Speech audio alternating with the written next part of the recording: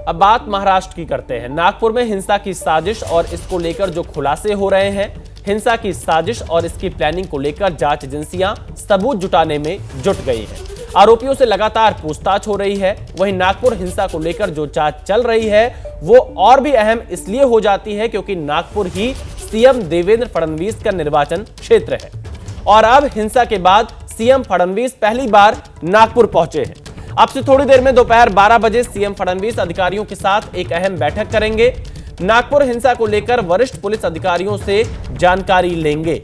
सूत्रों के मुताबिक हिंसा वाले दिन हालात काबू होने तक सीएम फडणवीस खुद इसकी मॉनिटरिंग कर रहे थे और 6 बार कमिश्नर से बात कर हालात की जानकारी ली थी।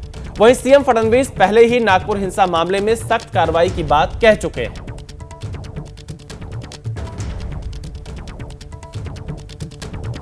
नागपुर दौरे पर पहुंचे हैं महाराष्ट्र के मुख्यमंत्री देवेंद्र फडणवीस और आज अधिकारियों के साथ बैठक करेंगे, पूरे मामले की जानकारी लेंगे। इससे पहले भी जब यह हिंसा हुई थी उस समय भी लगातार फडणवीस की तरफ से निगरानी की जा रही थी। नागपुर के पुलिस कमिश्नर से उन्होंने 6 बार बातचीत की थी और आज अधिकारियों के साथ बैठक करेंगे।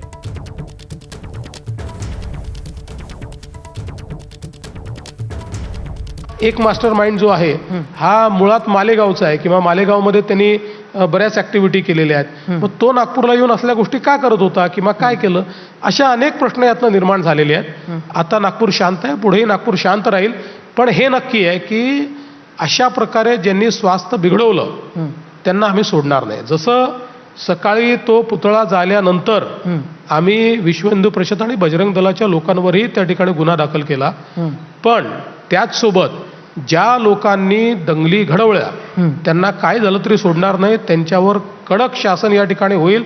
पोलिसांवर हल्ला करणं हे जर खपवून घ्यायला लागलो ना महाराष्ट्रामध्ये तर कायदा सुव्यवस्था राहणार नाही।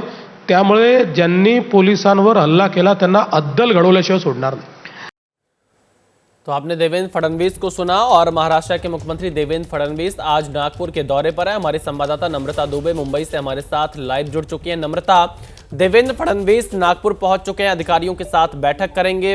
पुलिस पूरे मामले की जांच कर रही है। सुनने में आ रहा है कि एनआईए भी इस मामले में बांग्लादेशी एंगल की तलाश कर रही है। जांच कहां तक पहुंची है, कितनी बड़ी साजिश इस हिंसा के पीछे अब तक पता चल पा रही है? देखिए विशाल, दोपहर 12 बजे वरिष्ठ पुलिस अधिकारियों के साथ देवेंद्र फडणवीस की एक बैठक होनी है। फडणवीस ने इस बात को बहुत क्लियर कर दिया था कि जिस तरह पुलिस पर भी हिंसा हुई, पुलिस पर भी हमला किया गया, तो ये एक लॉ एंड ऑर्डर की सिचुएशन को बहुत ही निचले स्तर पर दिखाती है, तो उन लोगों को बिल्कुल भी नहीं छोड़ा जाएगा।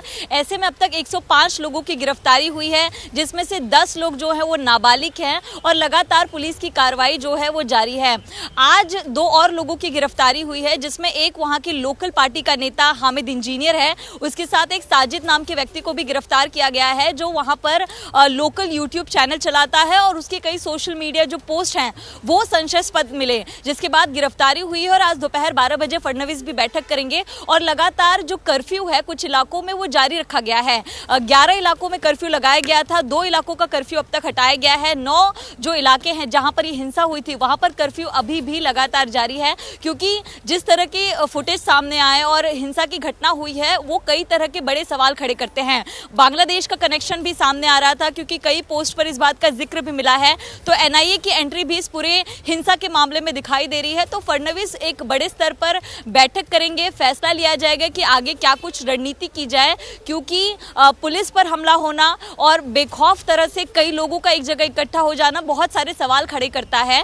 तो इस पूरे मामले में लगातार महाराष्ट्र पुलिस भी अलर्ट मोड पर है और कार्रवाई की जा रही है। और आपको बता दें, कार्रवाई का जो दायरा है वो नागपुर से अलग होकर महाराष्ट्र के और हिस्सों में भी बढ़ सकता है और जांच जो है वो मुंबई पुणे के जैसे बड़े शहरों तक भी आ सकती है, क्योंकि ये एक बहुत बड़ी हिंसा है और हिंसा में कई लोगों की गिरफ्तारी हुई, कई राज खुल रहे हैं कि क्या इसके पीछे और भी बड़ी वजह थी। तो तमाम तरह की जो स्थिति है वो विशाल यहाँ पर देखने मिल रही है, जिसको बने रहिएगा। इस जांच का दायरा लगातार बढ़ता जा रहा है और महाराष्ट्र के मुख्यमंत्री देवेंद्र फडणवीस नागपुर के दौरे पर हैं। अधिकारियों से नागपुर हिंसा और इससे लेकर जारी जांच की जानकारी लेंगे।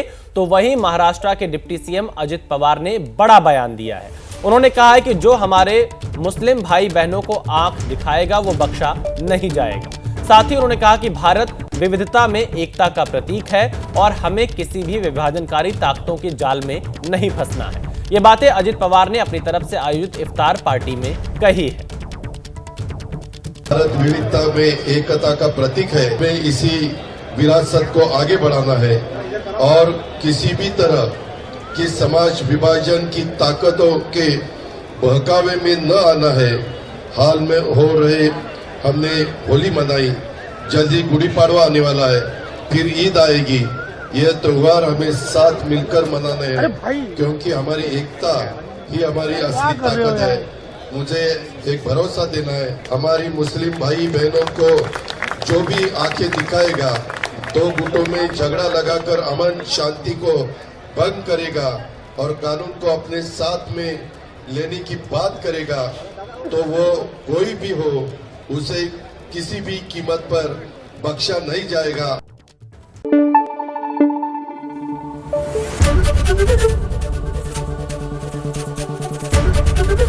एबीपी न्यूज आपको रखे आगे।